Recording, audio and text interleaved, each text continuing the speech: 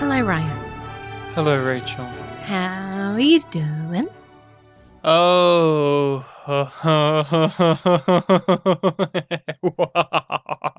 Maniacal, Rachel. I'm doing very maniacally. I watched a very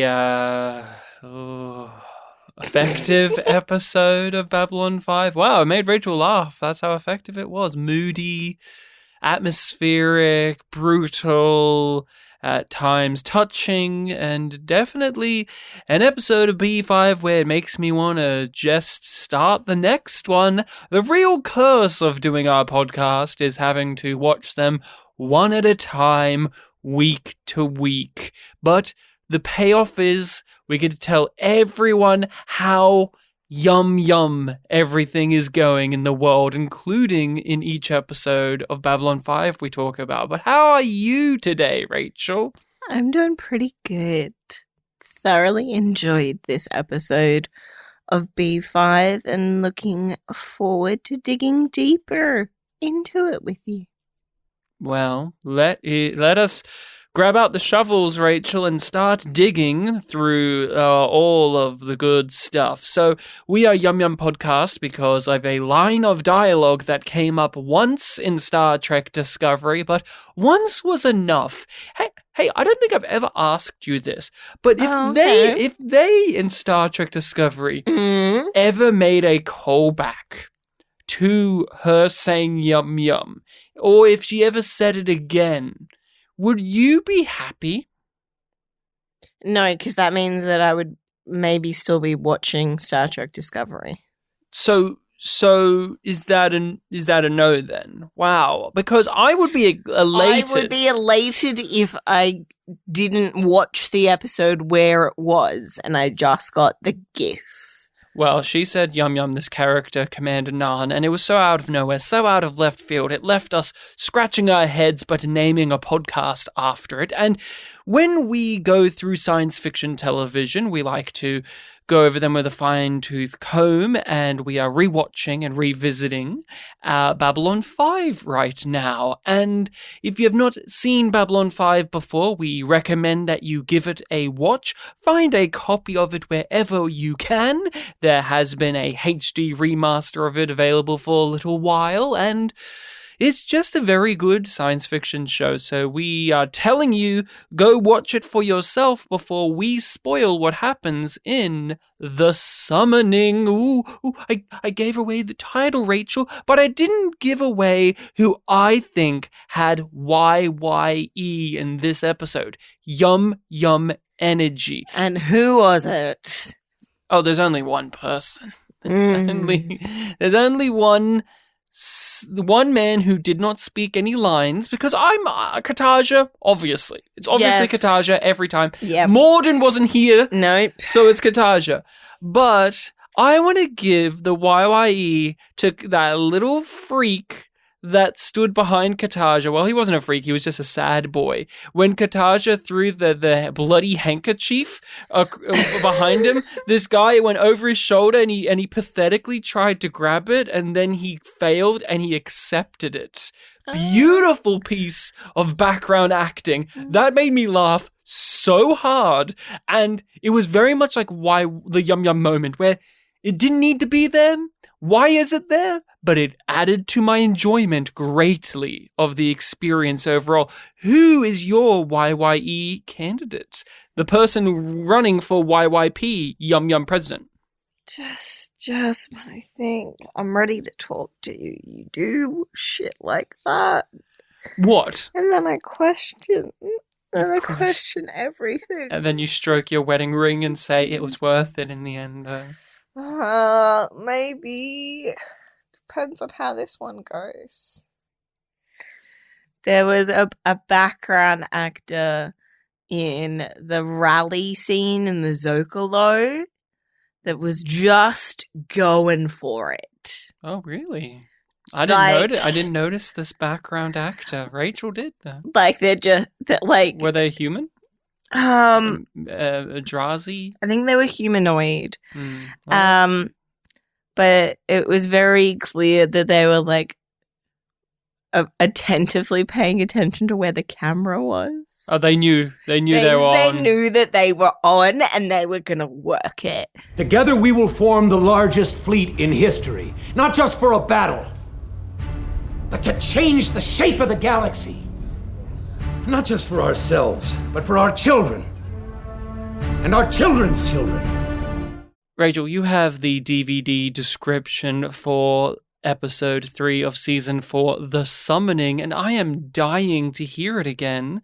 I said it last week, but you get to say it this week. So tell everyone, inform everyone. Please, Yumlings, that's you people listening, sit down. Rachel's going to tell us a little story. God damn it. Delen's public attempt to rally League Worlds against the Shadows appears futile until Sheridan unexpectedly arrives at the gathering. Garibaldi also returns, but something about him doesn't seem right. That's the episode, and my overall relationship and overall opinions on this episode factors in not to Sheridan returning. Honestly, I'm fine without Sheridan. I like the character, don't get me wrong, but the show hasn't been missing him all that much. It still works brilliantly without Sheridan. I always look at the Centauri drama, the stuff going on with Jakar and his pride and having to be whipped and to scream and the horror of it all and the absolute mania that is Katarja and that plot going forward and how we see how absolutely dangerous it is for Londo, Via, and Jakar to be here, but they're playing the game and hopefully they're going to win. This is just a stepping stone into us finally getting rid of Katarja and for those characters to win out, so they have to suffer in the meantime. So when it comes to my overall opinion of the episode, it really is colored by how strong this side of the story is, and the rest of the elements here are very good as well. I don't want to shortchange them, but this is the thing that I think of. There's nothing wrong with it, but some things are better than others. Oh yeah, guest stars and the best actors on the show all in one little storyline of their own is what I'm salivating over the most. What about you, The Summoning? Overall opinions? This is one of those episodes where I forget that all of the things happen in this one place. Garibaldi and Sheridan coming back at the same time. The stuff with Lita being revealed. And all of the Katarja stuff. It's just like, it's so full. But this point in the season, there's so much setup. I kind of get lost a little bit when I'm thinking about it overall. Because I'm like, oh, wait. That does happen here, and that happens here, and that happens here, and that happens here. Because in my head, it flows together.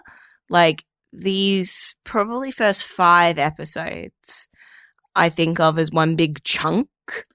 Oh, yeah. And I don't think about it as, oh, that happens in that episode. It's that happens at the start of season 4.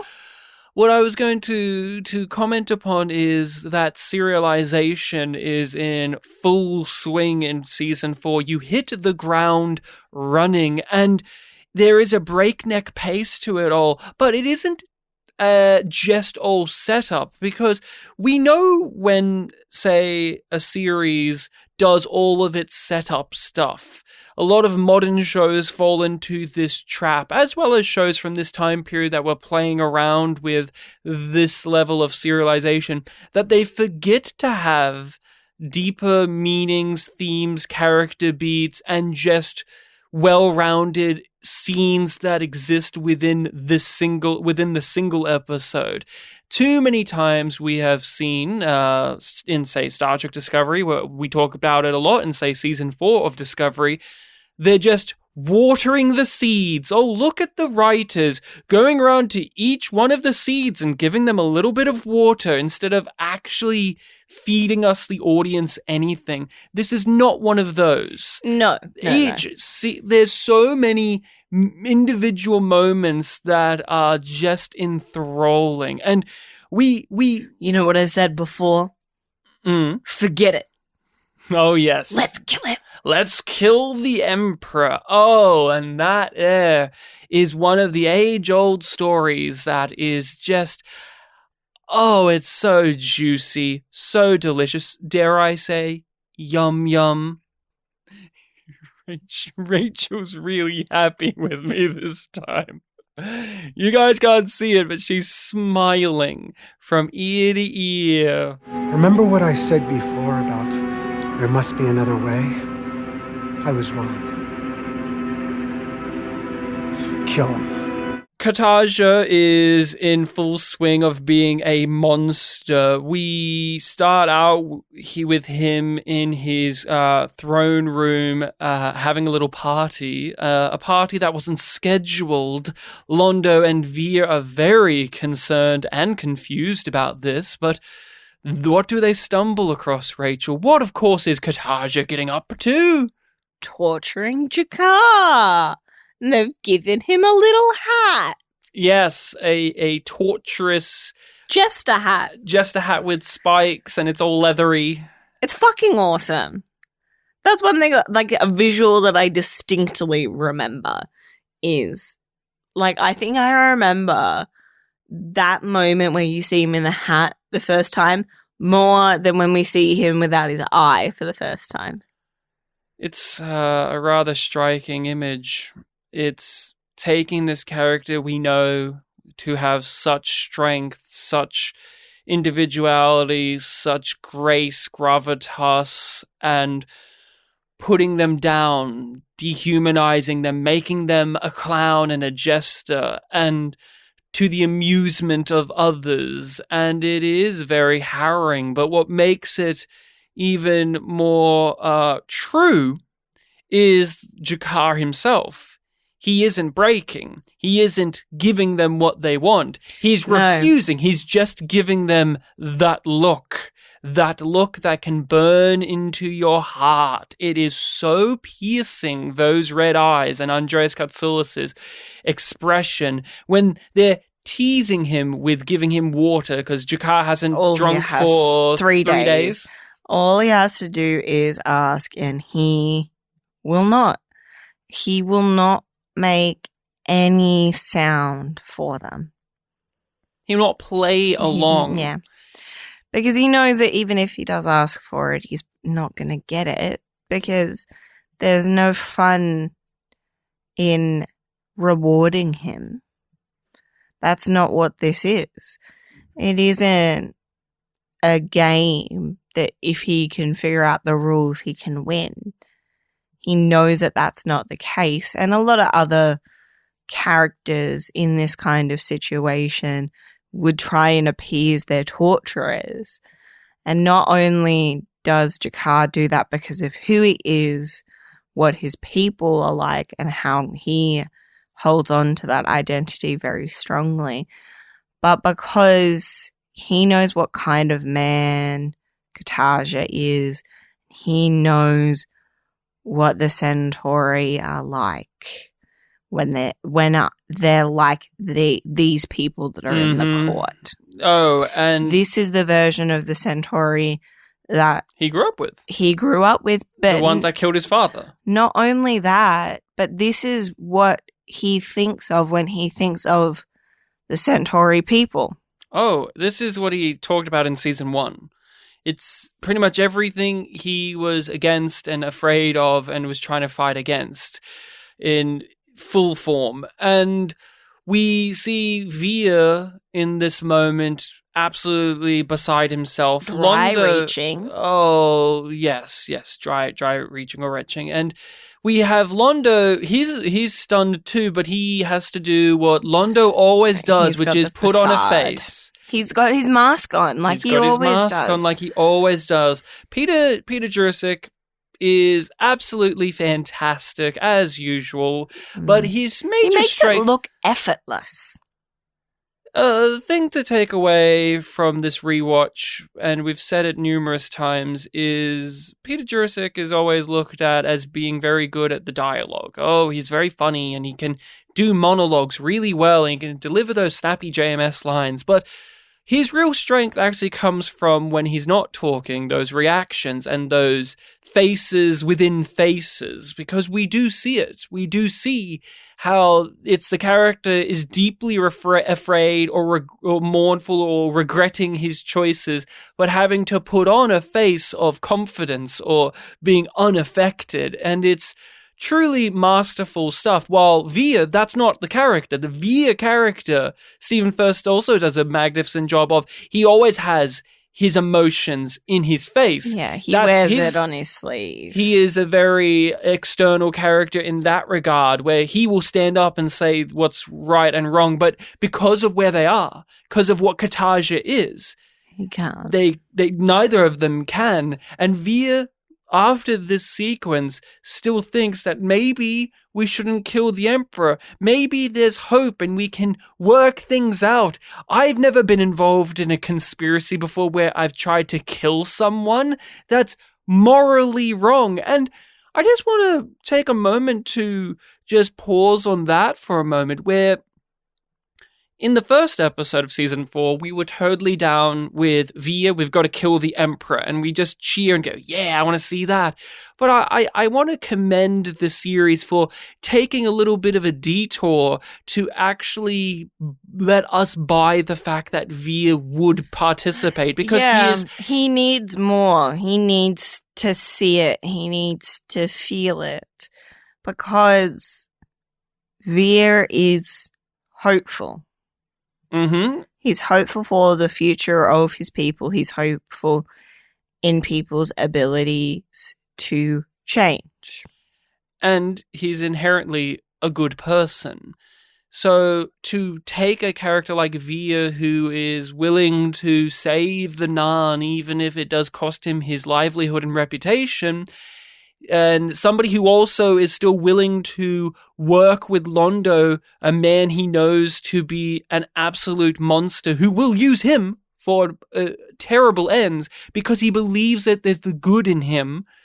We need to see what would make Via actually want to participate in a murder.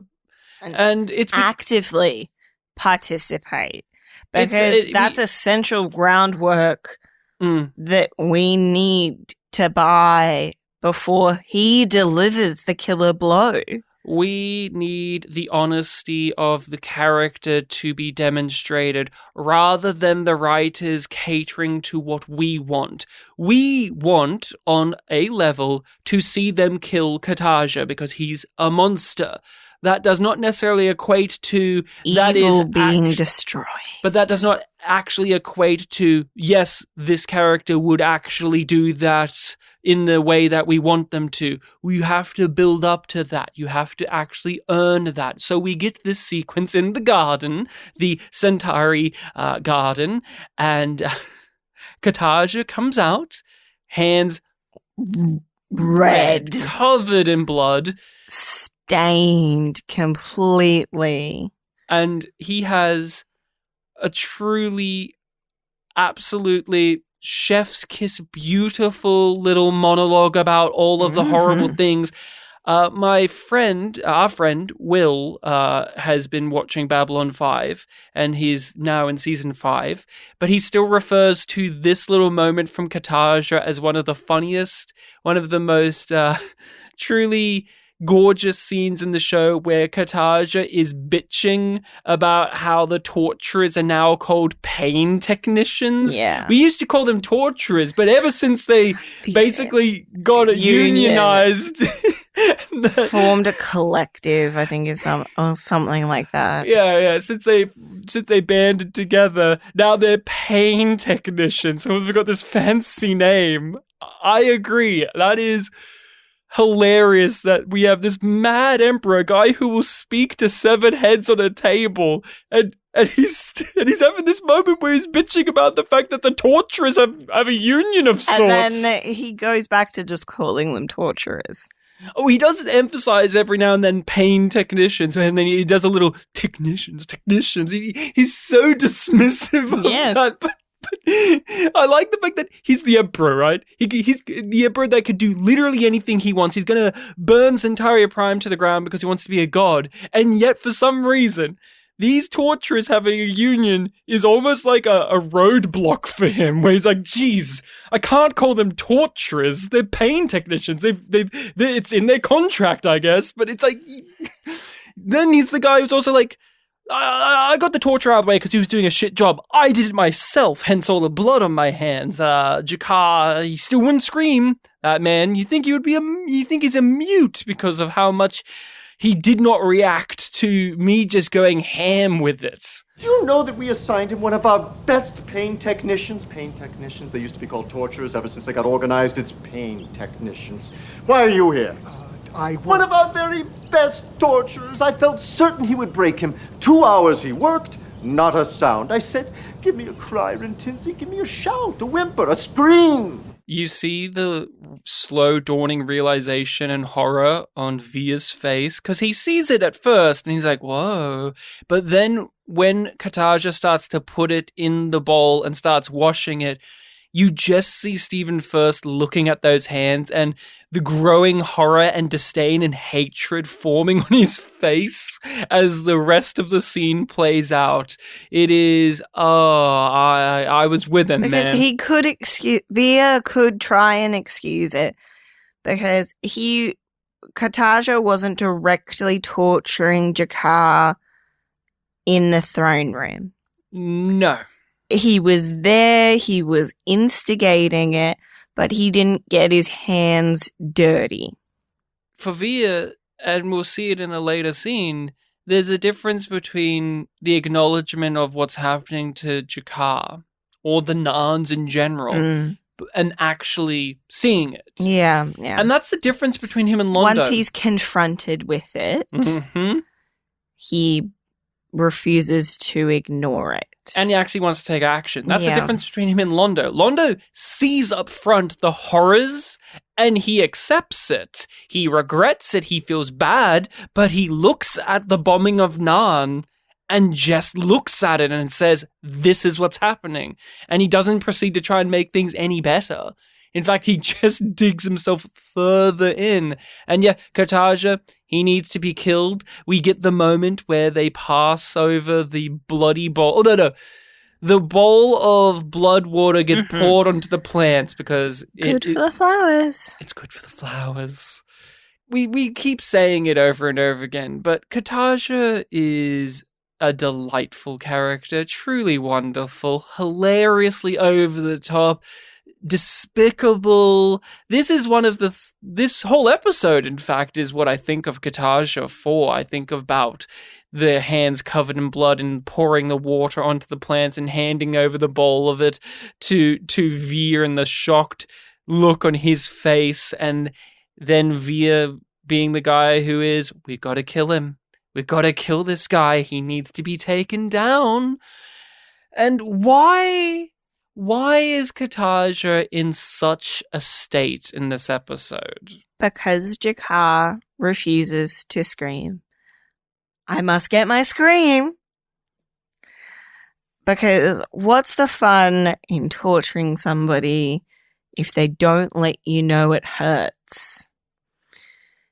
The glee of the torture for him is seeing and hearing and feeling the pain that he is inflicting on others. And Jakar refusing to speak doesn't give him any satisfaction.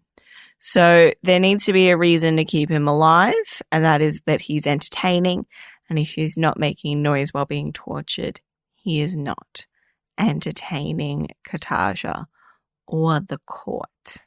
And Jakar's refusal to scream Jakar's refusal to give them what they want is one of those things where we, the audience, and hell, even Londo, veer to. It's not a surprise. It all makes sense. It all lines up. All the way back in season 1, Parliament of Dreams, he refused to do it then as well when he was getting tortured by that assassin.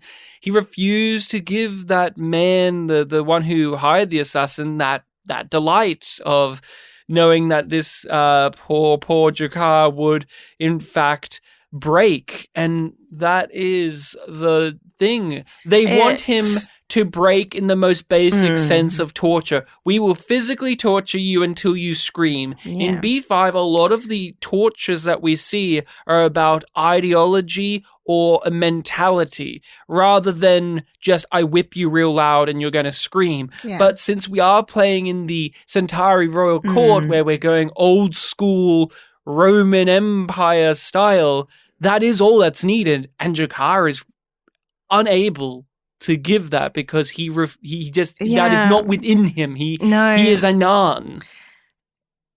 It's not that just as he's a Nan, because not every Nan would be as capable of holding back as Jakar is.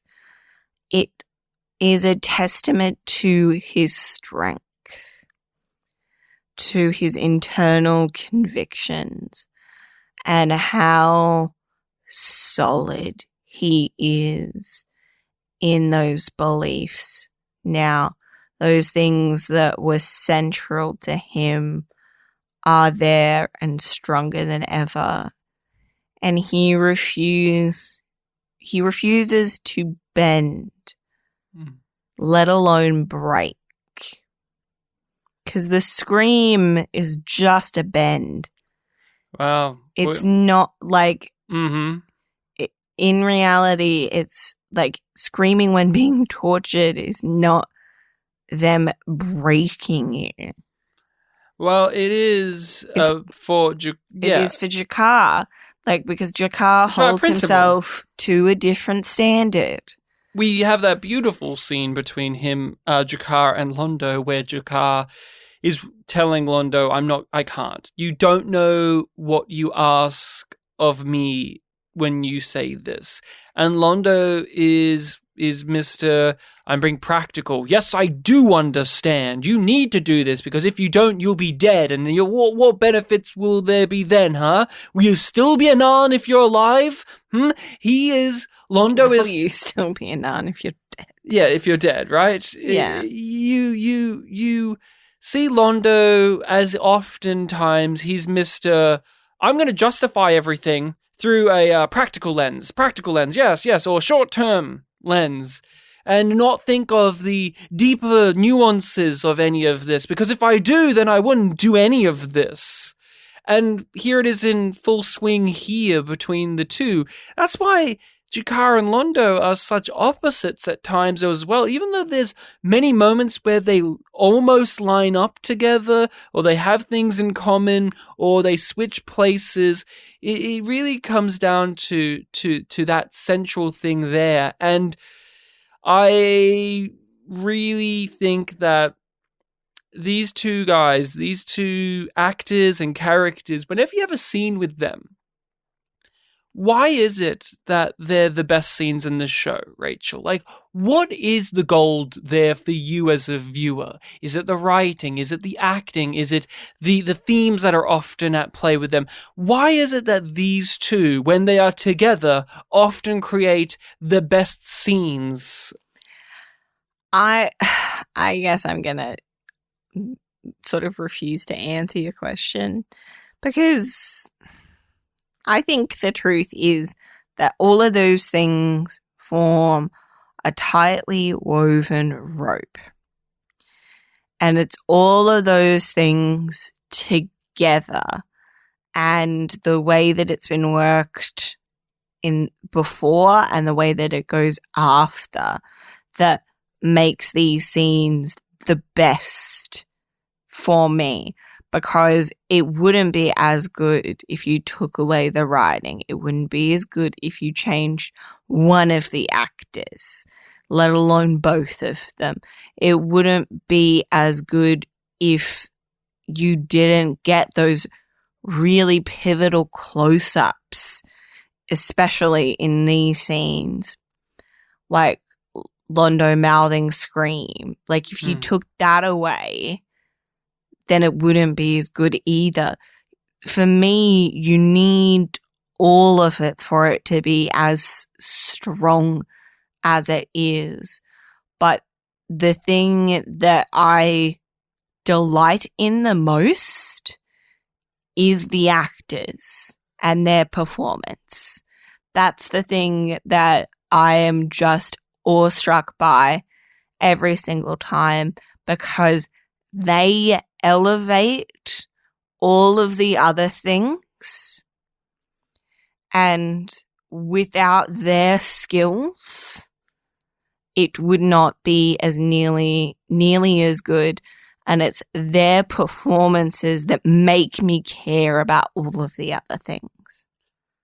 A key factor to my enjoyment and overall obsession with Londo and Jakar when they're together is the fact that they are always, or not always, but oftentimes capable of being on the same page, but they're just always not. I do think you that have to their earn story, that. Like, here's the thing. The show has to earn them being on the same page. Their story is probably my favorite, and I think best example of character mirroring in anything I've ever watched. On a simple level, you have one character who's an oppressor and the other one who is the one who is oppressed. And so, I as a viewer at the most base level have to be thoroughly convinced why these two should ever be friends. Why these two should ever work together or see eye to eye or respect each other. And we spend 5 whole seasons earning it. We have 5 whole seasons of a tug of war between these two, of these two having such shifts in personality and dynamics to one another as well within themselves. And that there is the gold to me. That there is always what makes me keep coming back, because even here, Jakar's pride, I see what Londo's getting at. I see his point. I understand it. Yet, I also see Jakar's point. I completely agree with him.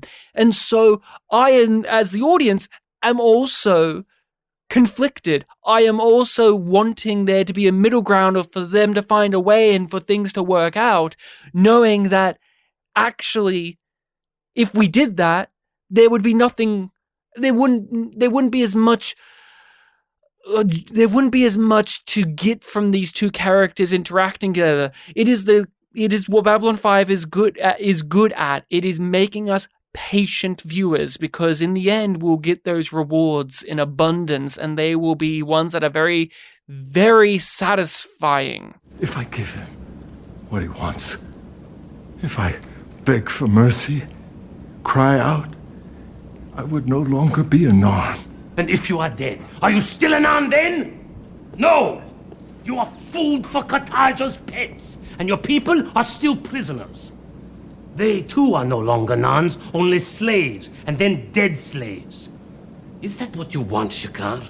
Katarja calls Londo and Veer late in the night. He keeps doing that, by the way. It's always a power move. He's a night owl, like JMS. Do you think JMS and Katarja have a lot in common? They're both night owls. I imagine both of them speak to heads on tables of people that crossed them.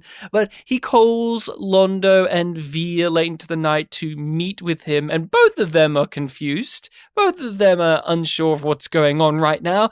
And we get one of my favorite dumb things that I love in TV. I love it so much.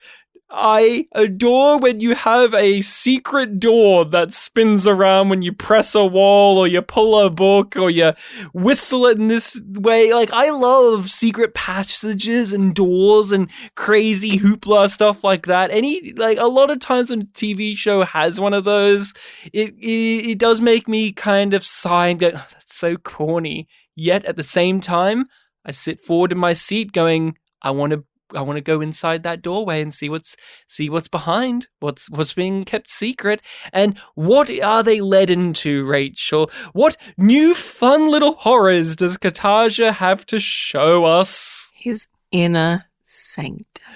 And that's demonstrated by a spotlight coming on. Yes. In a dark black room. Which I believe you've now made the thumbnail for this episode on IMDb. Yeah, it's hey, John C. Flynn III, he loves his spotlights. He loves those spotlights, and Katarja being So we're getting into the spotlight already? Oh, yeah, he loves the film Spotlight, starring Michael Keaton and Mark Ruffalo. Is that Amy Adams? I think she's in that too. No? Yes? Maybe. Rachel's giving me a thumbs up. She's saying yes. Or yum yum. No, his all white outfit makes him illuminate even more in the darkness and the light on him. But what's he called them in there for? They've been pulled in to see Jakar. Oh, yeah, how's Jakar going? Is he doing all right? He's awake. He's recovered enough from the blood loss to be tortured again.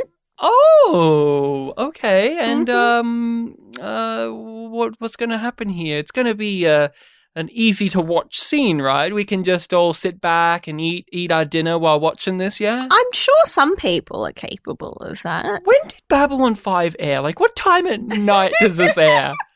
Back in the day. Because I'm trying to think of some poor schmuck coming home from like a late night shift and they're like, I'm going to chill out tonight, watch my B5, and then this scene comes on. One of the most grueling, punishing, tough to watch moments within the entire show. One that actually does involve graphic violence, or at least violence within it. There are many other scenes where, like we said, Londo's horrified faces. No blood is shed in this scene. But he wants his scream. If he doesn't get his scream, Jakar will die. And the way that he's set up a guarantee for this, he has set the electro whip up with the pain technician. Oh. He's just watching this one. He's not getting his hands dirty. He made sure that the people that Jakar has annoyed for the last several years are here to view it. I also appreciate that throughout this entire episode, Katarja almost has a sympathy for Londo, where he's like, yes. I don't know how you deal with this, Londo. This is such a burden. It makes sense to Katarja that I need my scream, but Jakar was a gift for Londo, so I can't kill him without him being there. So it just makes sense to bring both of them in. So he sets up the pain technician with the electro whip, where it escalates and it gets more intense each time it's used. Each stroke of the whip. Each stroke of the whip increases the thrashing, and at 40 lashes it will even kill a nun. And so Jakar needs to scream before he hits 40. Otherwise he will die. And I remember thinking and like pleading in my head for Jakar just to scream. I'm like, I'm not ready for you to die. Or for something to interrupt this. You don't want to see and or hear every single crack of this whip against Jakar's flesh, right? You hear every 39 of them. Katarja counting down like a madman. Londo, but also with apathy in his mouthing voice. Scream.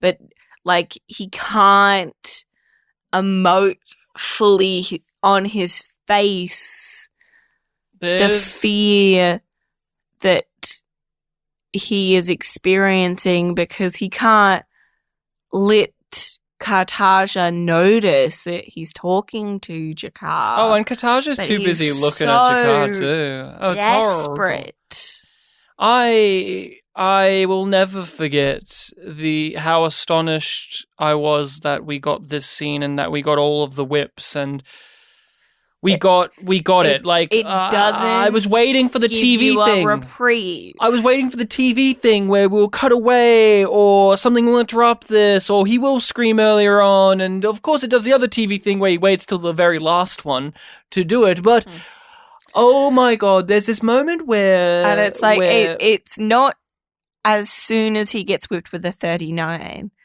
He's waiting. Like Jakar knows the timing of it, and he's like, okay, like it's about to happen, and we'll get into the scream itself in a little bit. Glorious. There's a thing that often floats in my brain when looking at episodes of Babylon 5 is that image we have of characters when we first got to know them, and how even in the later seasons of a show, those still stick with you, those first impressions, those things that made you watch the series to begin with.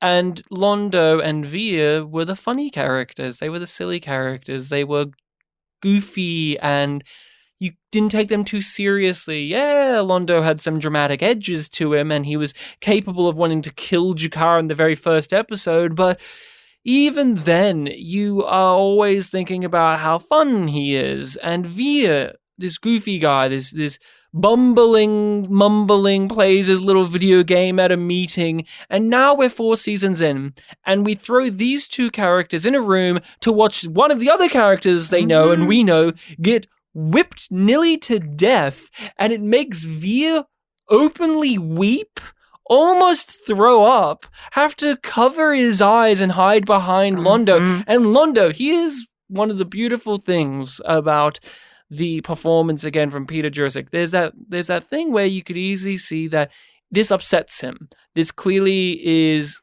terrifying and too much for the character of Londo, but he still looks at it because that's what he always does. He always looks at it.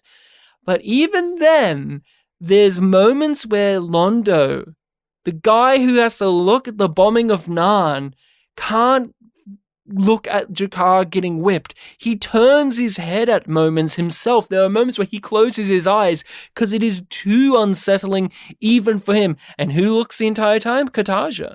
Kartaja's watching the entire time. He's in control of this. He's loving it. And he wants that scream. He wants it. But I just wanted to circle that of, with 4 seasons in, we've rewatched the show several times over. Do you still have that dissonance within you, or like that reminder of these were the funny characters and now we're throwing them into such highly dramatic stakes and moments such as this? Veer is in a scene where he's weeping because another person he knows is getting whipped to death. No, I don't have that in the moment. When I only really get it when you bring it up. I'm with the characters where they are a lot of the time. I don't often think back to that and compare it to it if it's a natural evolution of the character. This is my private place. I come here to think, to dream, to plan for my eventual godhood, and to play. Very few who come in here ever leave again. You should feel honored. Zach follows up on Jakar's lead. Mm-hmm. Jakar was really close to finding Garibaldi. Yeah, which makes it even more upsetting. Mm-hmm. So Zach takes a little squad out. They found information that Garibaldi was likely on this Earth ship in this quadrant. And go out, try and contact the ship They ignore. Zach says, "You keep ignoring me, I'm going to shoot you. I really don't want to shoot you. He gives them all the chances that Please one could. surrender." Because he also doesn't want to shoot them because he wants them, but also he wants to make sure that Garibaldi doesn't get killed in doing so. So he tells them to direct their fire in these certain places, and then a life pod is shot out. I think it's in this order. And then the ship blows up. And he's worried, like, what if Garibaldi wasn't on that life pod? And Zach rightfully is suspicious of the fact that they blew up with the shot that the Star Furies fired off. It shouldn't have exploded like that. Zach is immediately suspicious. Yeah. And It's Jeff Conway... Too many coincidences. Jeff Conway does a truly marvelous job within this episode of having, like with Peter Jurasik, of having multiple faces on the one face on, where he is completely skeptical, completely confused and inquisitive, and he's wanting to know the truth of everything, whilst also being thrilled to see his good friend Garibaldi again, because they do find it is Garibaldi within it, and he's happy to see his friend again. And he's okay. And he's also concerned about what's happened to his friend and wanting to be there to help him.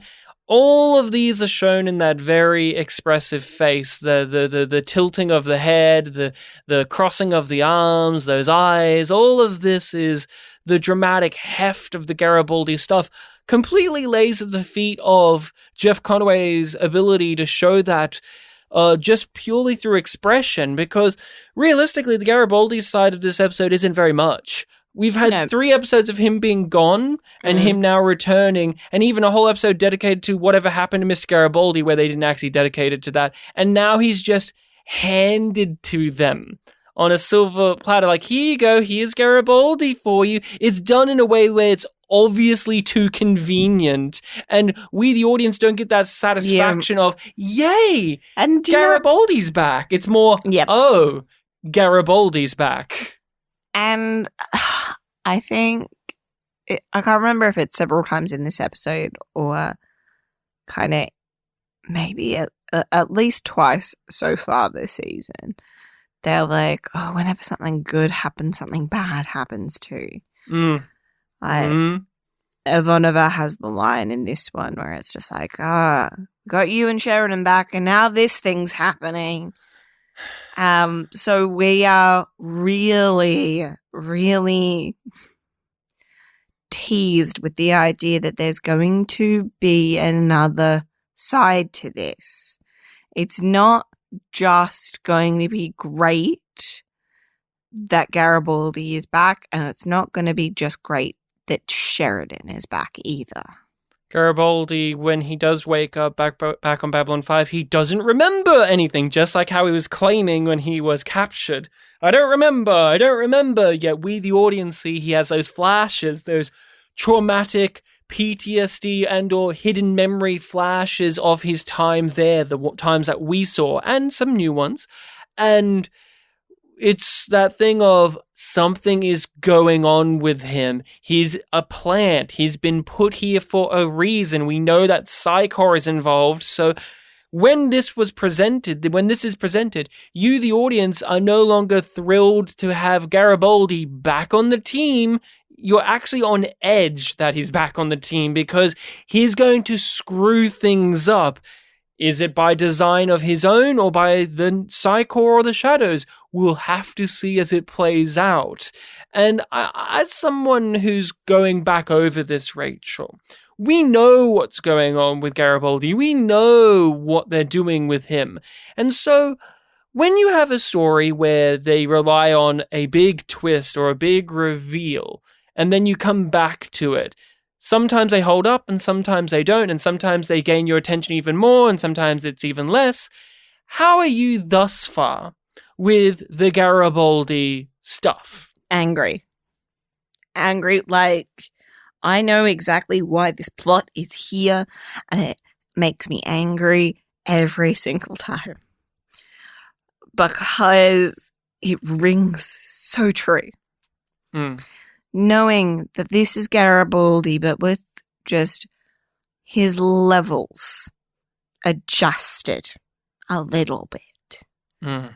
And seeing him play into the distrust that he has at his core, especially after being shot. It makes me angry to see him lose all of these things that he's worked so hard for. And it makes me intently aware of the way that Jerry Doyle emotes Garibaldi's thoughts.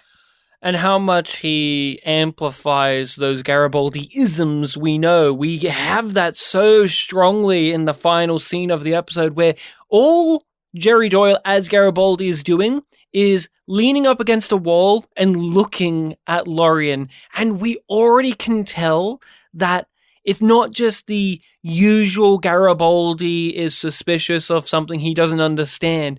We can sense that there's an aggression to it. We can sense and feel that there's a darker aura to it than there has been in the past. And that's also because we have been led up to him coming back so conveniently and suspiciously.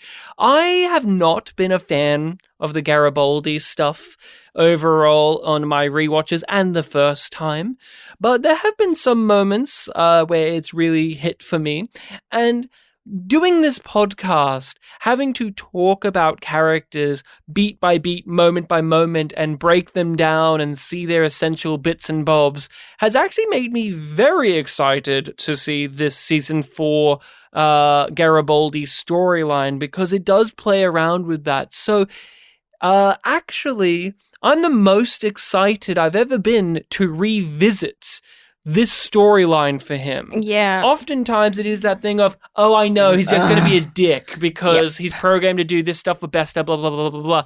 But I'm actually keen on seeing the episodes going forward to see how much it is woven into the fabric of the character we know of Garibaldi. I am pumped to see the deterioration and the fragmentation of this rather complex man already. I am looking forward to it very much so. His name is Lorien.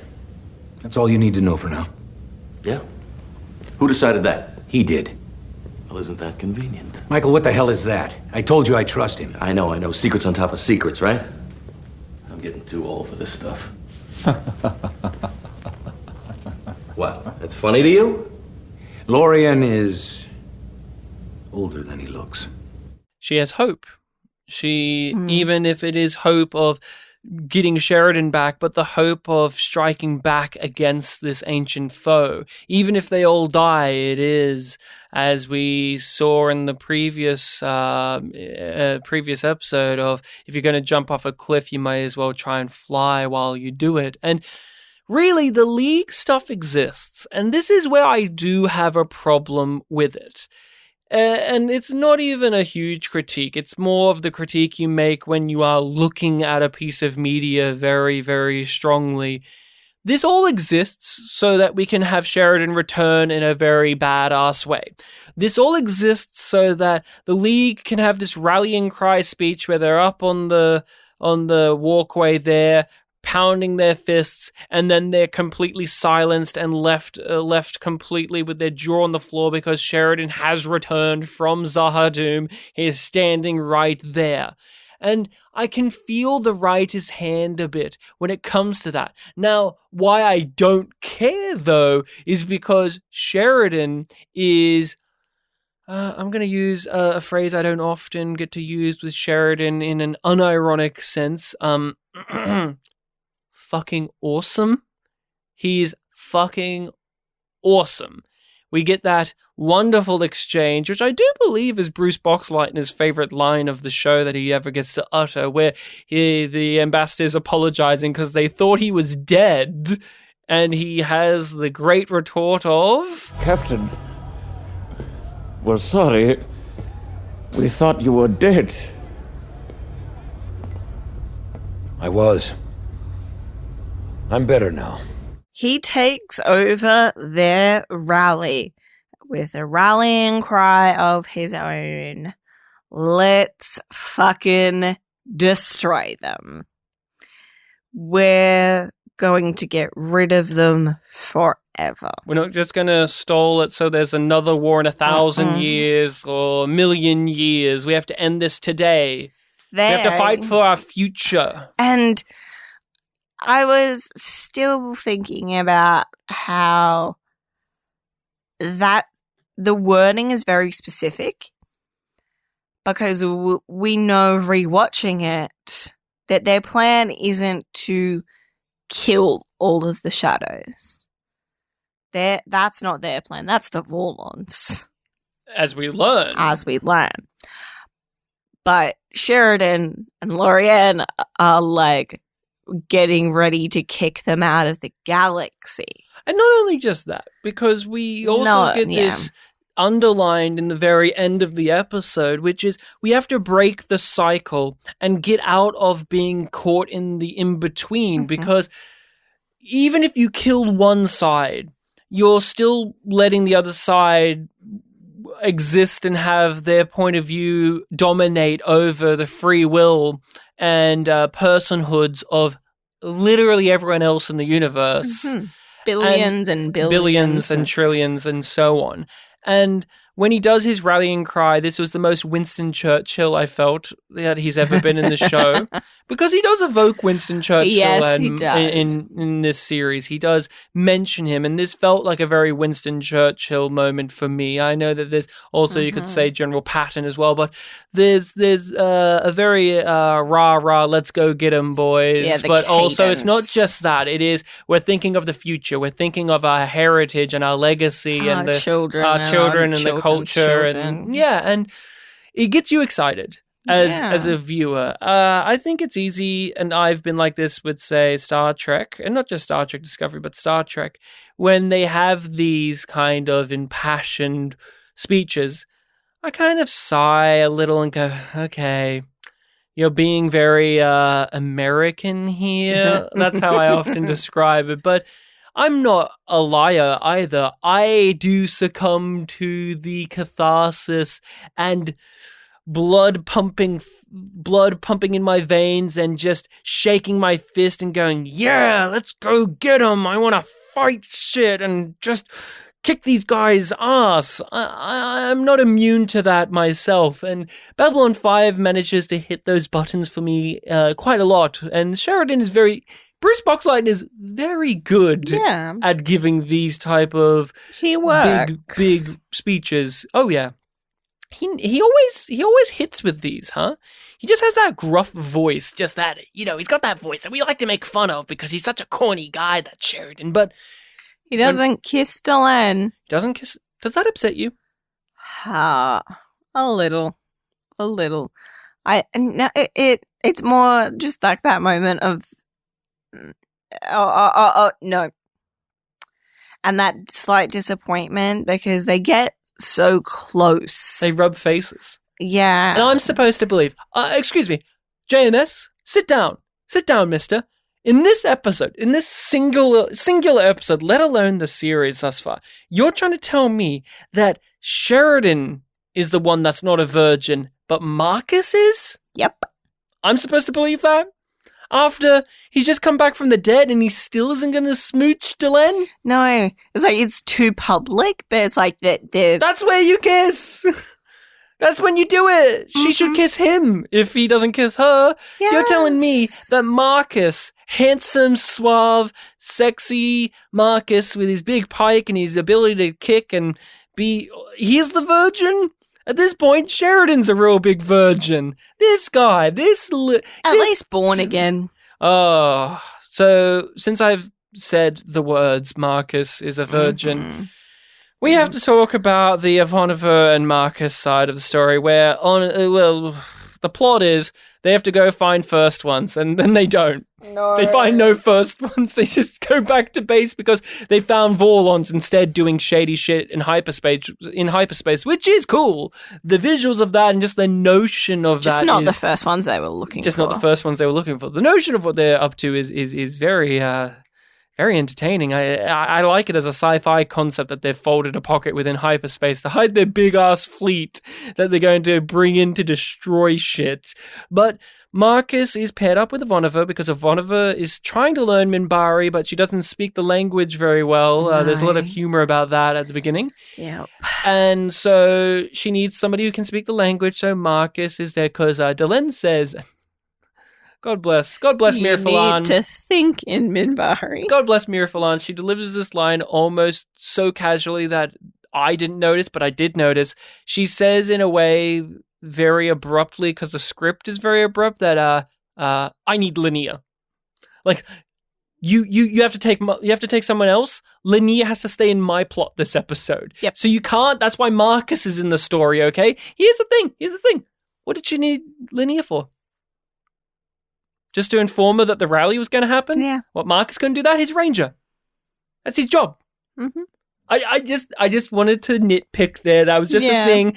I'm going to just play the line, Ryan, of Delenn just saying that she needs Linnea. Miraflan delivers it with absolute grace, but I can hear the script and the cogs going... There are a few lines like that. It's all in this part of the story. Yeah, like... is mainly just in the setup of, like, I have all the information I need so I can go straight away. Agreed.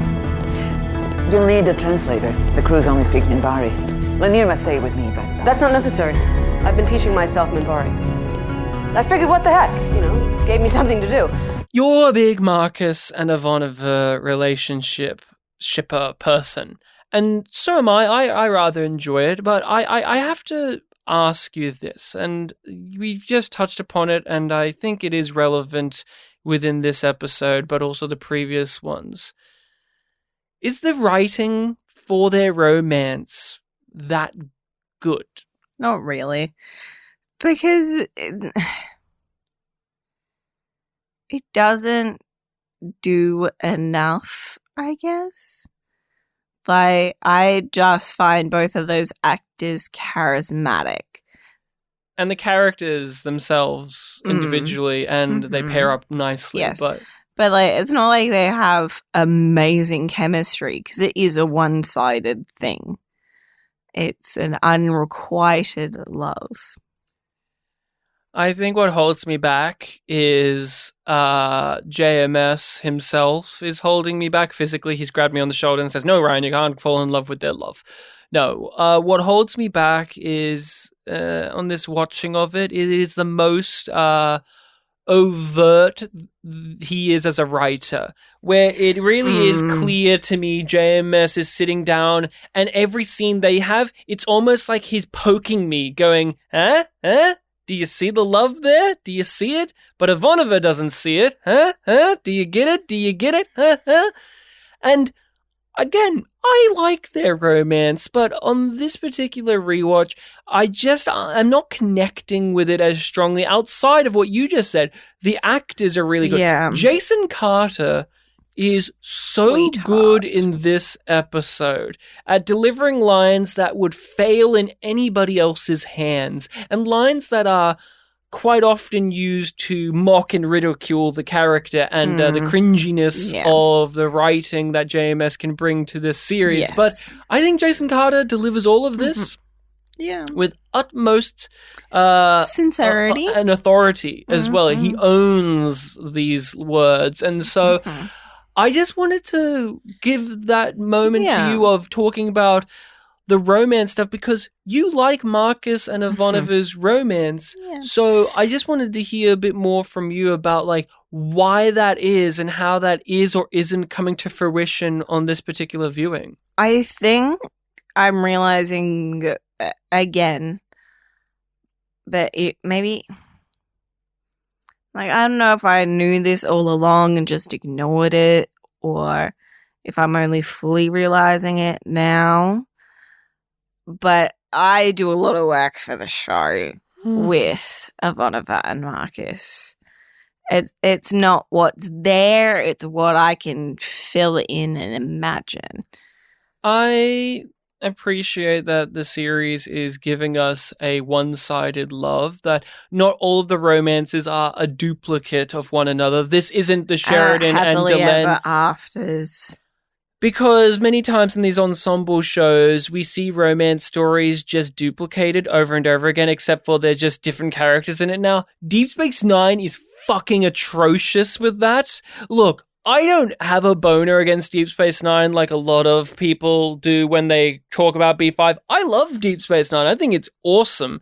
But Jesus, gag me with a spoon with so many of the romances that's in that show and how often they just feel like, oh, this romance, but now Major Kiro's with this fucking loser instead. And there's Odo being a simpy little loser in the corner crying about it. Like, and Star Trek's very bad at that. Like, Chakotay in 7 of 9. Like, give me a break with that shit. And so it isn't like that. What I would rather have appreciated from this romance, because I know that this doesn't necessarily get course corrected or worked upon, is I would like more moments of genuine connection with those two characters without it either falling to the trappings of it going out on a joke, it going out on Ivanova getting pissed off, or it going out on Marcus making a cringelord out of himself. Because it always falls on those three. It usually falls on those three. I would like just more scenes like Sheridan talking about the rain on the roof. That's just a nice moment where those two characters, Delenn and Sheridan, had a moment where they connected and they had a genuine, touching thing. Here, it's often just those three things that are the hurdles that JMS just puts in there, and I just get tired of it. Where the cringelord thing is Marcus admits that he's a virgin, and the thing that I like about this, because I actually like this. I actually think Marcus being a virgin is actually not as silly and not as eye-rolling and not as obtuse as many do. And it all comes down to Jason Carter's performance. He doesn't play it like it's a joke. He doesn't play it like it's funny or awkward. He plays it like this is a truth to the character. And it him makes me opening up to Ivanova. He's very much volunteering this information. A guy admitting this is shown many times over to be a loser. 40-year-old virgin is based off of that. Yes, and that isn't the way it's played on his side. On Ivanova's side, though, Claudia Christian, we know that she loves comedy, and JMS loves writing comedy for her after a certain point. She's very much playing it like the sitcom of, whoa. Yikes, pull at the collar. Yeah, she might as well have had steam coming out of her ears and her eyes bugged out with it. Yeah, so why does everybody go to Ivanova for sex stuff? Like, it makes a bit more sense here. Because she's the repressed Russian bisexual. That's why. Nothing turns me on like a repressed Russian bisexual, so that's why we all go to her to talk about our sexual histories, or lack thereof. Because I'm sure she has some age-old wisdom to give us about it. She might as well have slapped Marcus on the shoulder and handed him a condom and just said, when you do, you'll need one of these. I don't know. I think Jason Carter holds it all together. Yes. And it's not even Claudia Christian I'm complaining about in her performance. It's just Ivanova has to react like that because we can't live in the scene where we just let that breathe without a gag in there, I think is the truth of it. Yeah. Yeah. What's your overall reaction to just the series casually dropping Marcus as a virgin and he's hoping to lose it to Ivanova? Yeah. It makes me go, wait, how old is Marcus meant to be?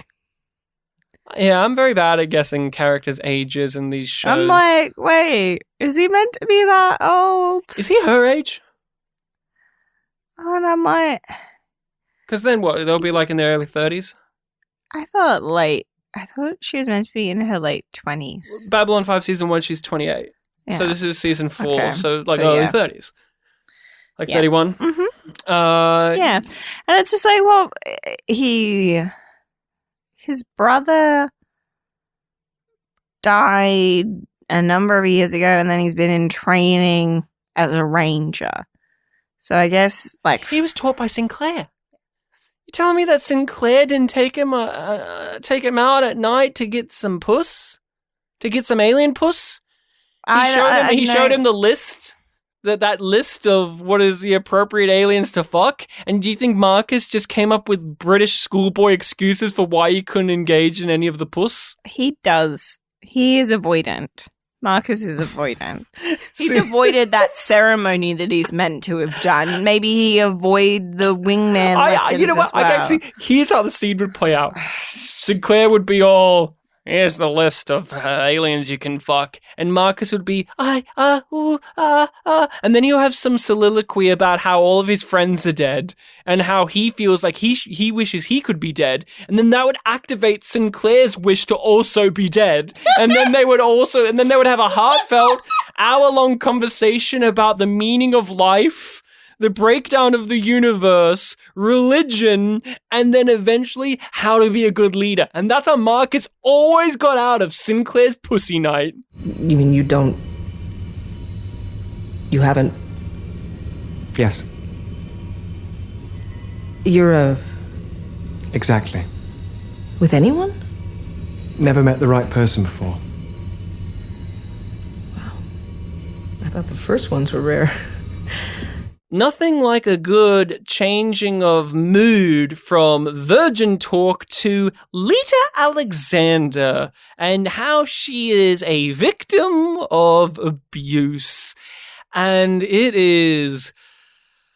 look, I walked in going, oh, this is the episode where Jakar's going to be whipped. That's going to be the most unsettling and uncomfortable thing I'm going to watch in the summoning. That's going to be the thing that makes me grit my teeth the most. I know that walking in. Yes, I'm prepared for that. And, well, it's actually Lita, and everything she's going through that made me deeply uncomfortable, and in a way that was by design. I have to congratulate Babylon 5 on pushing my buttons emotionally. Every single scene Lita is in, practically, made me very nervous, and it made me just sigh in a way where it's out of the fact that I wish that the scenes would go away, because I just don't want to live... tense to sigh. I just don't want to live in the drama that this is in, but that's because it is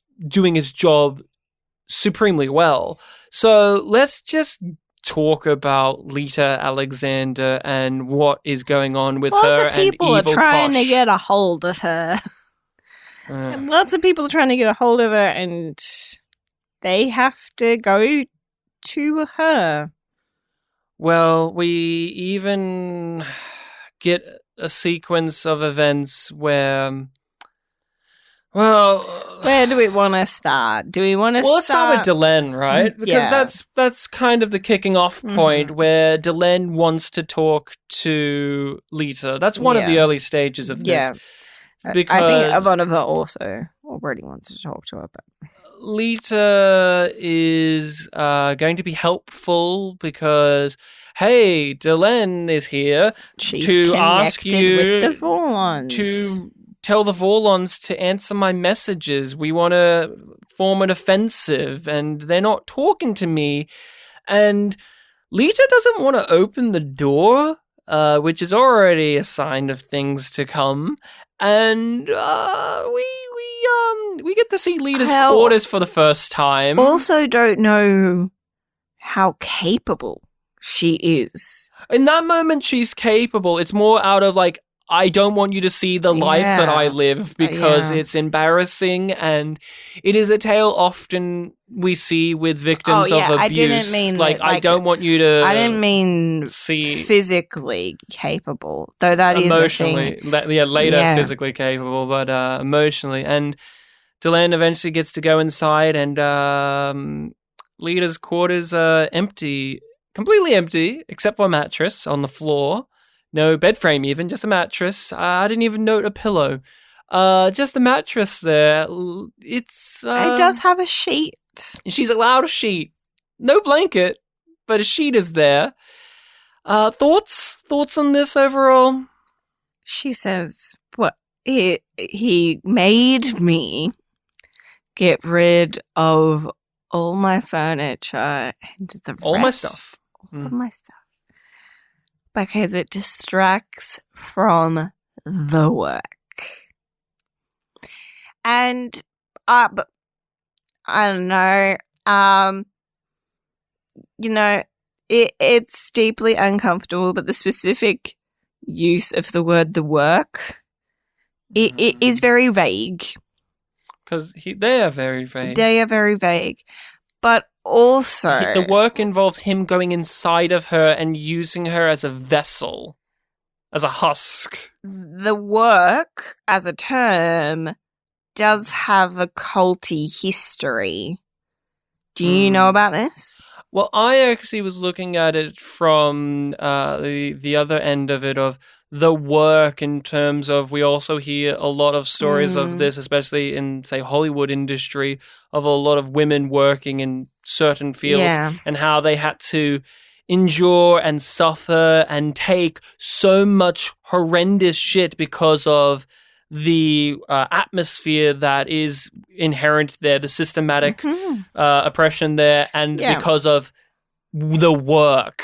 So I was looking at it from that end of things. But with what you're going to talk about, the culty stuff too, there's the whole thing with the Vorlons and Lita, where Lita looks at them as gods. She looks at them as people to worship, and she believes in them. She did all of these horrible things. She did these things. She allowed them to modify her and enhance her and basically isolate her from everyone she knows and everything she wants, because she's no longer truly human. Because she believes, which is very much like what cults do, and how they just remove your individuality and your personhood and leave you to their devices.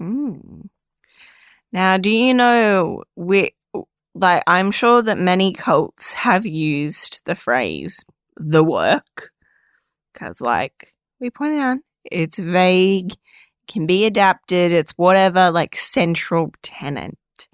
But there's one that I'm more familiar with than others, and I wanted to point it out because there's an interesting way that you can explore this thing mapped onto Lita's experience. And it's completely fair, because JMS himself was in a cult at one period of time, one that left him with a lot of baggage to carry for the rest of his life. So any ideas? No. Is it the one Joaquin Phoenix was a part of? No. Is it the Scientology cult? No. Fundamental Mormons. Oh, the Mormons. How could I forget?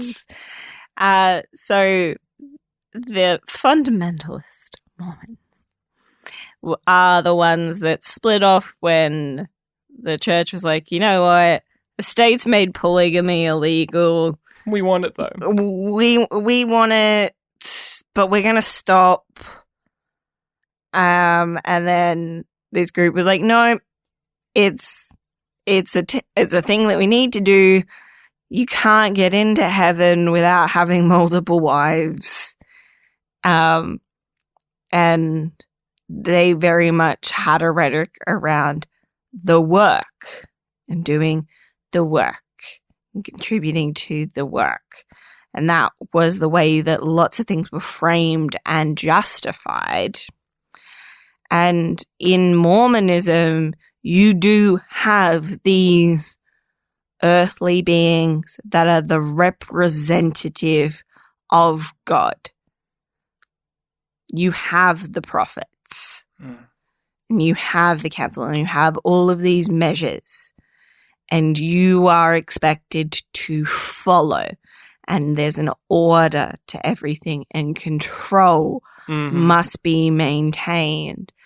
The idea of keep sweet and obey, which is very prevalent in lots of Mormon households. And the whole obey aspect is what very is Vorlon. The tenet of being a Vorlon.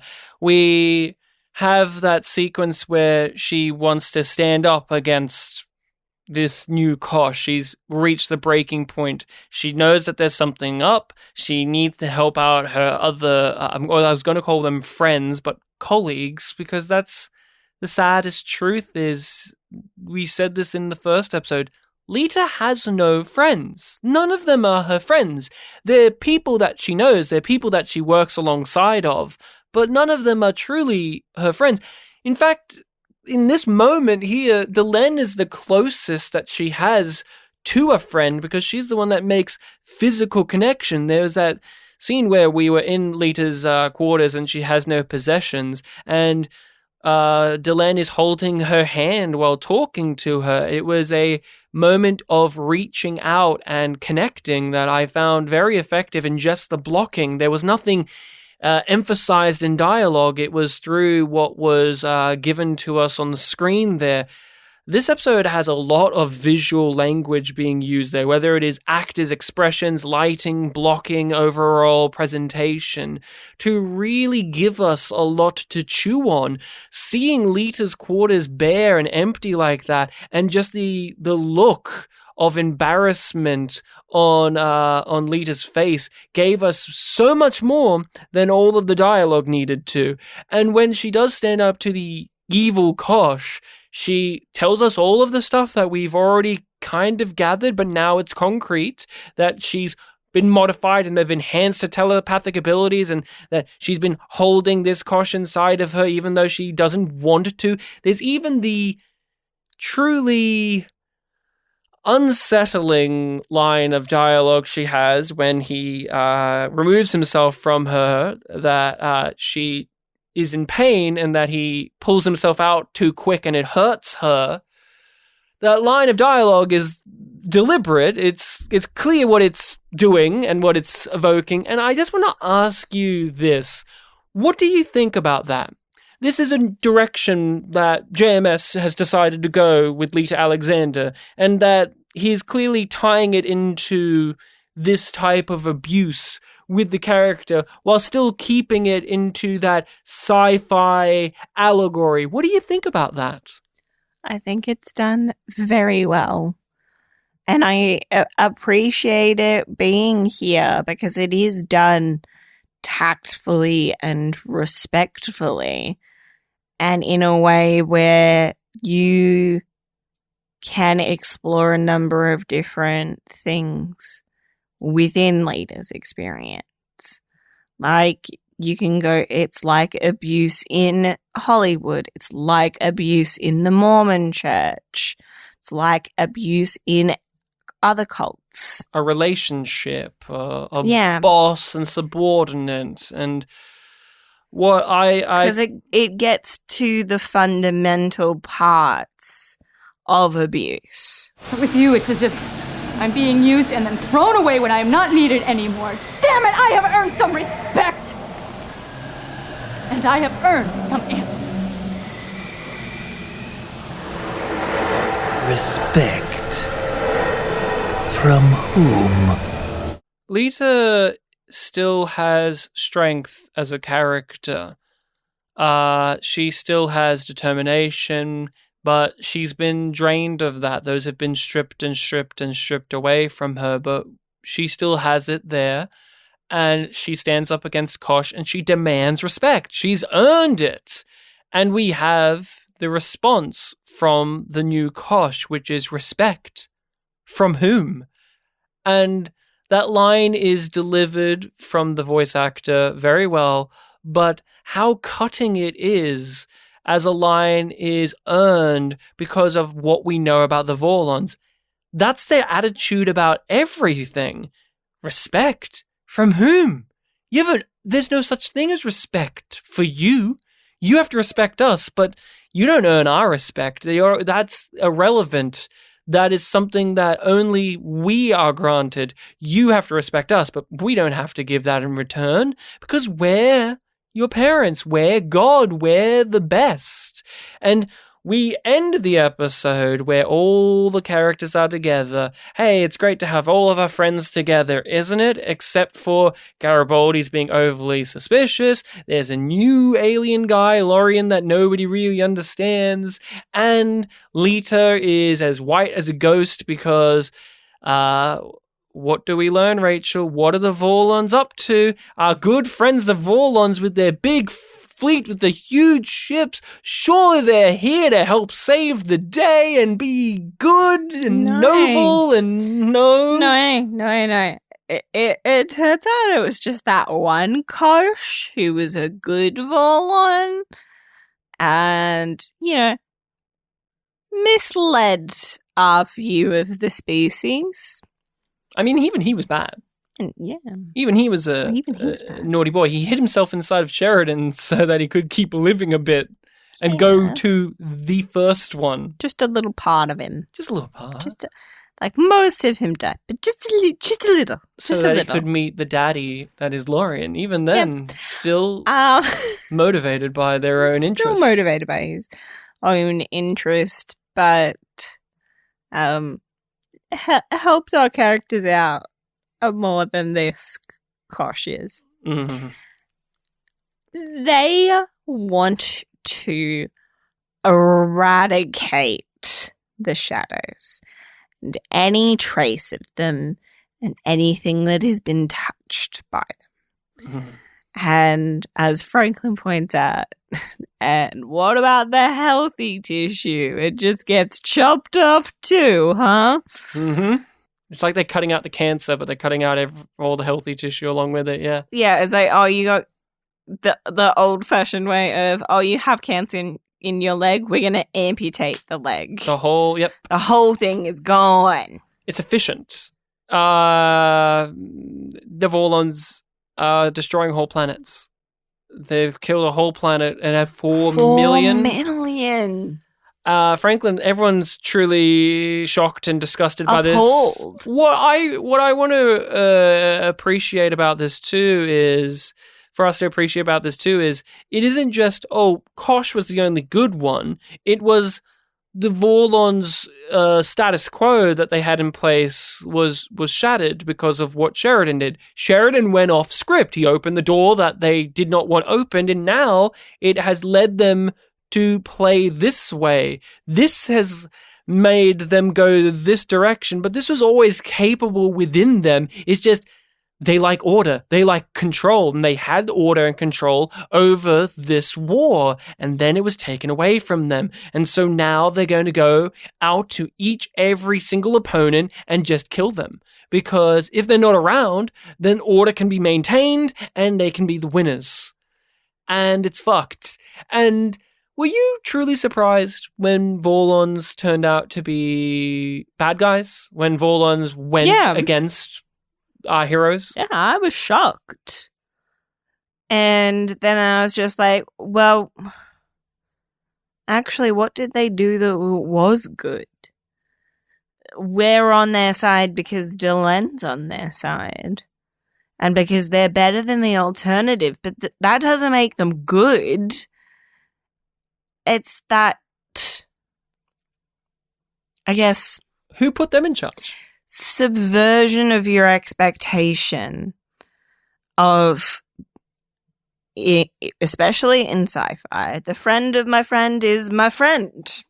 Mm-hmm. And the older the race is, the more wise and good and noble, and they've reached such a plateau of excellence that their alignment is good. And, they're angels. But to the point that makes it work is this lines up. And not only does it line up, it satisfies the niggling part of your brain that has always noticed that the Vorlons are shifty and self-interested, egotists, powerful, and just overall corrupt. Who put them in charge? Who decided that immortality wasn't for us? They did.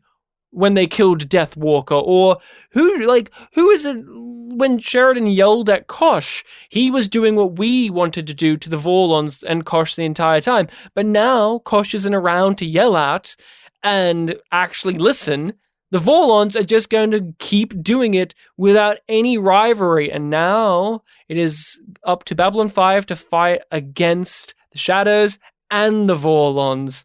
How are they going to do it? Well, we're going to have to find out. What a great way to leave us off with an episode. And not only that, there is just silence. Franklin just sits down. The room is left there at this overhead shot, and we just fade away and we just leave the episode there. It isn't a conclusive, we're going to have to fight them on two fronts and we'll somehow win it in the end. We get that, but it is also that silence that hangs over it just allows the true weight of what they're going to have to go up against sink in. This latest incident, everything that's happened lately, it's convinced the Vorlons that their only alternative is to destroy the Shadows and anyone touched by them. Like an infection, you have to cut it out. And any healthy tissue that's cut out along the way, well, that's okay, because it's all for a good cause. Since the Shadows are about to strike back any time now, we're caught in the middle again. Spotlight, people, Spotlight is a film starring Michael Keaton, Mark Ruffalo, and yes, it is a film about a light that puts a spot on something that is rather nefarious. But we're not talking about the film Spotlight today. We're actually doing our Spotlight section of the show, where we shine a light on an actor or actress that appeared in a given episode of Babylon 5, whether they're big or small, main or recurring, or one-off or minor.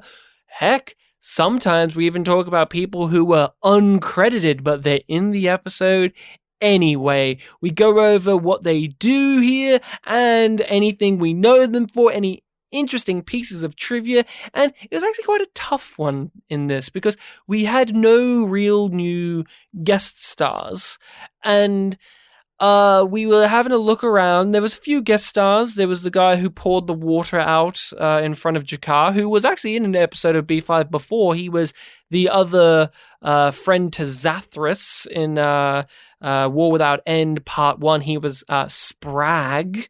Just wanted to shout him out, but he's only been in a couple of things. Nothing too much to mention there. And then just some of your usual background alien people. But if we're going to talk about a background alien person, Rachel, we have to talk about a guy that's been in basically every single episode. Babylon 5 and any Star Trek and just any show ever where they need a guy in makeup. Who are we talking about, Rachel? Bill Blair.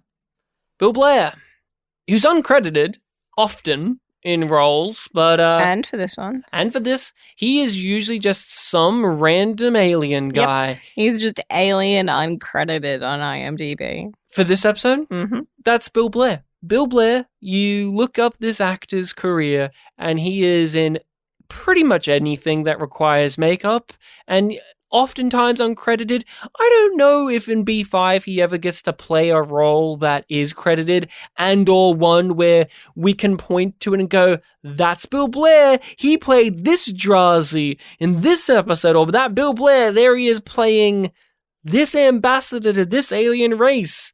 He is just one of the people who fills in the landscape that is Babylon 5 and any of these science fiction shows. Now, are you familiar with Bill Blair? Were you even familiar with the name?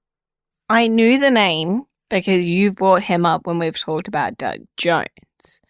As it's just like, it's usually Doug Jones, Bill Blair, Robin Atkin Downs.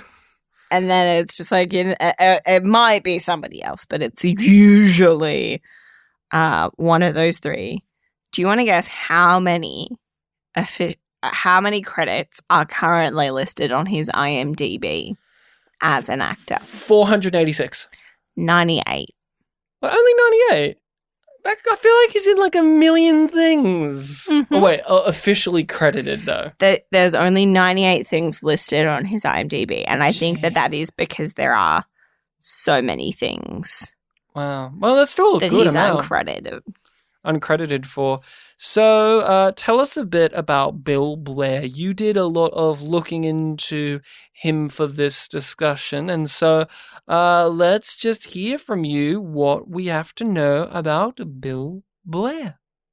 So he is in 59 episodes of B5. Just nearly, around half of the show, yeah. Yep. And he's listed down as alien / Brakiri priest. Brakiri priest, okay. That's what he's down for. But he has an interesting history. So he attended university and was getting a degree in telecommunications and was like, nah, this isn't really for me. So he became a musician? Did you know this? No. And in the early 80s, he toured around as the leader of a band called Expression. And then he got injured. So he moved to Chicago and shifted away from music and more to entertainment. He got his first part in 1982, but he didn't get his first speaking role until 1984. And then he kept on working around, moved to Dallas for a little while, apparently, and was doing like print ads and industrial shows. And the first time that he was ever in like sort of makeup for a role was when he played Mr. Spock at an industrial film at the Dallas Convention Center. Okay. Yeah. And then after a little while, he met the makeup designer for Demolition Man. Oh. And then he got his first work in TV movies, starting with Alien Nation. There we are, Alien Nation. That's interesting. It makes sense. I imagine he played an alien. Yep. And then he has become, this is all info from his IMDb bio. He has become one of those few elite actors that seem to specialize in playing aliens, monsters, and other various creatures from other worlds and of this world long ago. Outside of doing lots of B5, right? He did 69 episodes of B5, I think it's actually. And then he also was doing Deep Space Nine at the same time, 45 episodes of Deep Space Nine. He did Sliders. He did Voyager, X-Files, Drew Carey. Oh, yeah. The greatest sci-fi of them all, Drew Carey. I was going to say Friends, Desperate Housewives. Enterprise, of course, Charmed. He was in a bunch of Carnival. Oh, yeah, that would make sense. But he was also in iCarly and How I Met Your Mother. Do you think you had to learn how to use a whip in iCarly? I don't know. Hey, that's something too. The guy who used the whip in this episode, who's not credited, by the way, I would love to have known if it was the guy from the last discussion who was a whip expert. That would have been great, but it doesn't have him really listed here. The true tragedy. He was also in The Artist, The Muppets, and Nightcrawler. Mm-hmm. So he mostly has done TV, but he has done some films. A part of the industry is you get paid more money if you're an extra, say, if you have the prosthetics on. That is just a given. So you get a bump up in pay. So this guy was, I imagine, earning a fair bit because he was always in alien makeup, just always in makeup, always playing creatures and freaks and ghouls and goblins and monsters. And so in B5, he's in over half of the show as just random alien in the background. But hey, he's earning more than random human with a hat in the background. And I always have seen the name pop up because I watched a lot of these shows, whether he's credited or I just look at IMDb, because I am the type of person who will look at the IMDb of stuff when watching or after watching it. And the name Bill Blair always pops up, and he has the same IMDb profile of him as some random ghoul or alien. Well, it's him getting his Guinness World Record, which he got in 2011 for the most special effect makeup characters portrayed in a career. 202. If you have to give the summoning a rating on our system of Yum being bad and Yum Yum being good, what would you give it? Yum Yum. Yum yum. Now, that's you having to give it. Now, what do you give it? Yum or Yum Yum? Yum Yum. Yum yum. If I have to give a rating of Yum being bad and Yum Yum being good, I'm gonna, JMS, please put the gun down. I have to give it a Yum Yum. Yum yum. And if you wanted to, what would you give it? Oh, Yum Yum. Okay. Yum yum. What are we going to be looking at next time on Babylon 5? On the next Babylon 5. Falling towards apotheosis. Taking out the trash, 23rd century style.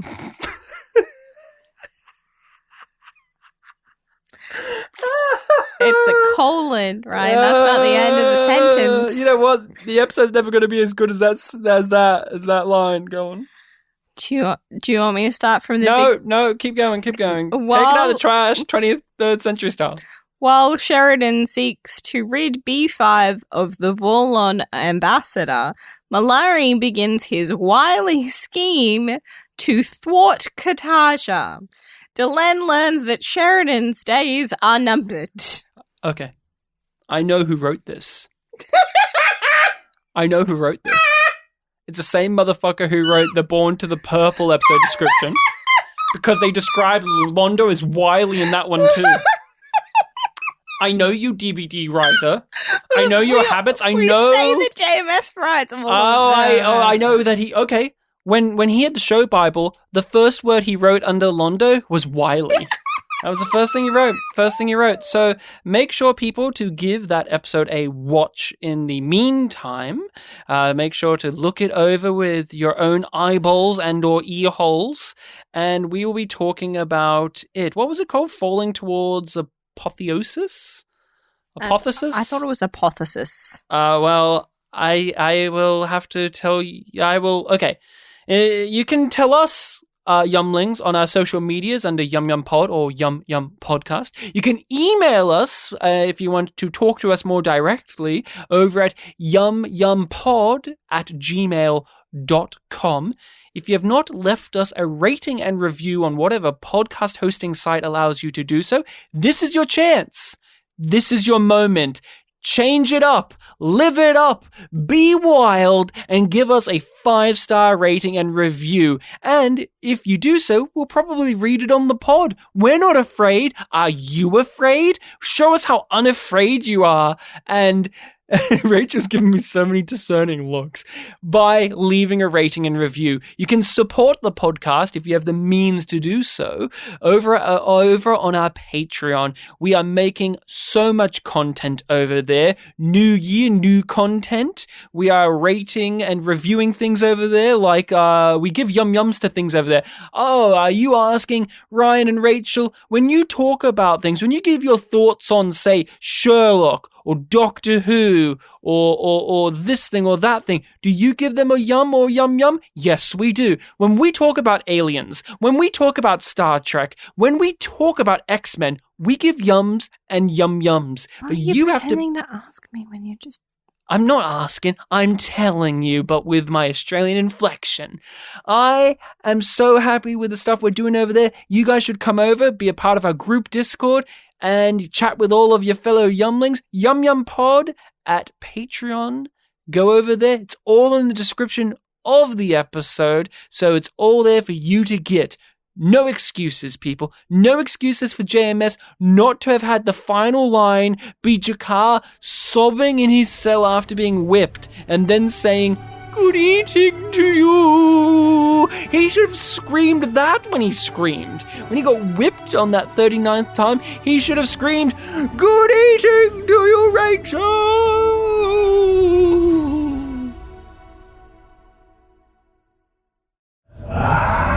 Mr. Cannonball!